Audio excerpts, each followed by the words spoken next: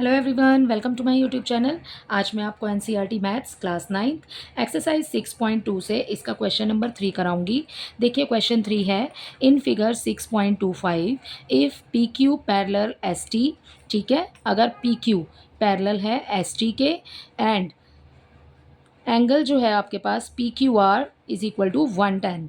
P Q R ये वाला जो एंगल बन रहा है ये 110 डिग्री का है and angle R S T is equal to 130।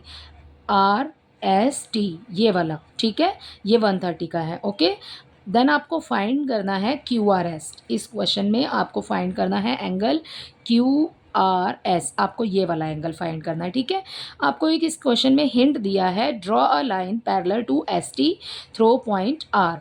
आपको पैरेलल लाइन बनानी है, ठीक है, आर से एस टी के इक्वल, ठीक है, पैरेलल इसके सामने। ठीक है, आपको एक लाइन ड्रॉ करनी है, तो हमने एक रफली लाइन ड्रॉ कर ली है। इस पॉइंट को हम नाम दे देते हैं यू। ठीक है, तो इस क्वेश्चन में देखिए, आप अगर देख रहे हैं तो आपको टू फिगर्स नज़र आ रहे हैं। अगर मैं इसको आधा कर देती हूँ, ठीक है, तो देखिए आपको ये वाली लाइन नज़र आ रही है जो कि एक सी टाइप आपको दिखाई दे रहा होगा। ठीक है, ईजी कर लेती हूँ इसको बिल्कुल। देखिए अगर हमारे पास ये वाला 130 है, ओके, अगर एक ही लाइन पर बने हुए एंगल्स होते हैं तो मैंने हमेशा इन वाले क्वेश्चंस में ये वाली बात ज़रूर रिपीट की है कि अगर एक ही रेखा पर बने हुए कोण होते हैं तो उनका जो प्लस होता है वो 180 डिग्री होता है। ठीक है, अब आप इजीली इसको बिना सॉल्व किए भी आप इसका आंसर बता देंगे कि एंगल आर कितने डिग्री का होगा। देखिए टोटल होता है 180 डिग्री, एक ही लाइन पर बने हुए एंगल्स हैं, ये हो गया 130, तो 180 में से 130 को माइनस करेंगे तो ये कितना हो जाएगा, 50 डिग्री। ठीक है, हमने इजीली इसको सॉल्व कर लिया।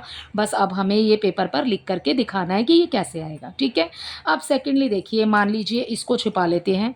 ठीक है, तो ये देखिए ये क्या एंगल, ये क्या शेप बन रही है, एक जेड शेप बन रही है। ठीक है, इस जेड वाली शेप में ये वाला जो एंगल है जो अंदर की साइड बना है और इसमें ये वाला जो आर की साइड पर एंगल बन रहा है, ये होते हैं ऑल्टरनेट एंगल्स। ठीक है, तो जो ऑल्टरनेट एंगल है इसका मेजरमेंट हमने 30 डिग्री निकाल लिया है, ये वाले का हमें बताना है। ठीक है, देखिए अब इसको कैसे सॉल्व करेंगे, इसको बस मैंने आपको समझा दिया। अब आपको इसको सारा पेपर पे लिख के दिखाना है कि कैसे सॉल्व करेंगे। तो देखिए इसको कैसे सॉल्व करते हैं। ठीक है, देखिए यहाँ पर सॉल्यूशन थर्ड में हम सबसे पहले कौन सा ले रहे हैं, हम ले रहे हैं यहाँ पर एंगल आर एस टी। ठीक है, हमें आर एस टी दिया है, एंगल आर एस टी, इसमें प्लस कर देते हैं हम एस आर यू, क्योंकि हमें इसी लाइन का तो निकालना है ना ये वाला आर। ठीक है, तो हम इसमें ये वाला प्लस कर देते हैं, इसमें करेंगे हम एस आर यू। ठीक है, दोनों को प्लस करते हैं तो ये कितना हो गया, 180 डिग्री। ठीक है, आर एस टी आपको क्वेश्चन में दिया है 130 डिग्री, तो हमने 130 लिख लिया। हमें एस आर यू तो निकालना है, तो हम इसको एज इट इज़ लिख लेंगे और ये 180 आ जाएगा इधर। ठीक है, अब क्या करेंगे, अब एस आर यू सामने आ गया। ठीक है, इक्वल का साइन लगाया, 180 लिखा। ठीक है, ये 130 को उधर शिफ्ट कर देंगे। ठीक है, तो इसमें से इसको माइनस करेंगे तो ये हो गया 50 degree, which is the value, it is the value of S R you. तो एंगल आपके पास आर आ गया 50 डिग्री। ठीक है, तो ये हमने सॉल्व कर लिया। अब यहाँ पर नेक्स्ट हमें चीज़ देखनी है, ये हमारा पहला हो गया है। अब हमें, मैंने आपको बताया, आपको ये वाला 110 दिया हुआ है, आपने जेड वाली शेप देखनी है। ठीक है, तो देखिए यहाँ पर अब हम ले रहे हैं इसमें क्यू आर यू। ठीक है, क्यू आर यू ले रहे हैं और इसमें सेकेंडली हम ले रहे हैं पी क्यू आर, ये दोनों बराबर हैं। ठीक है, पी क्यू आर और क्यू आर यू, ठीक है, ये दोनों इक्वल हैं किसके, 110 डिग्री, क्योंकि ऑल्टरनेट एंगल हैं। ठीक है, समझ आया।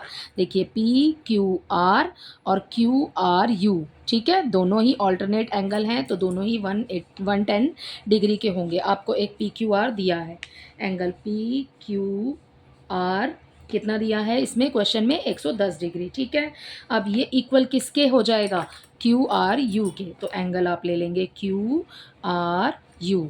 ठीक है, ये हो जाएंगे दोनों के दोनों 110 डिग्री के। ऐसा क्यों हुआ, क्योंकि ये ऑल्टरनेट एंगल्स हैं। ठीक है, ऑल्टरनेट इंटीरियर एंगल है, ऑल्टरनेट इंटीरियर एंगल्स। ठीक है, तो ऐसा इसलिए हुआ कि ये दोनों 110 डिग्री के हैं। ओके, अब देखिए इस क्वेश्चन में आपके पास angle Q R S plus करेंगे उसमें, ठीक है। देखिए क्यू आर एस आपने ये वाला निकालना है, क्यू आर एस हमें फाइंड करना है। इसमें देखिए यहाँ पर कौन कौन से एंगल बन रहे हैं। इसमें सबसे पहले तो क्यू आर एस बन रहा है और एस आर यू बन रहा है, एस आर यू इसके अंदर ये वाली शेप में, ठीक है। क्यू आर एस, एक तो क्यू आर एस है, ठीक है, इसके बीच में एक रेखा बनी हुई है जो इसको काट रही है, ठीक है। तो क्यू आर एस हो गया और क्यू आर यू हो गया,